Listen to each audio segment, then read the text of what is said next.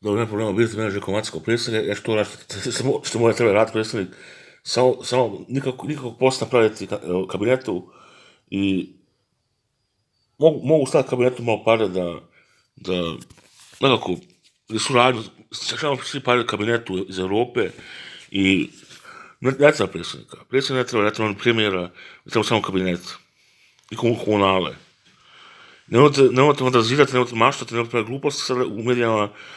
Ja kažete, jeste, to su profesionalci u kabinetu, svi ministeri ili još Faltunga, tehničari, tako da pružimo njima bolji aparati, tako, i možda jedan stisak, kao, to se dobro cijela Europa pali, tako nešto, znaš, kao brz tisak, znaš, i skupimo takve ideje, i možda to, nema veze, ovo ti Željko Maca, ja vam predajem za kabinet.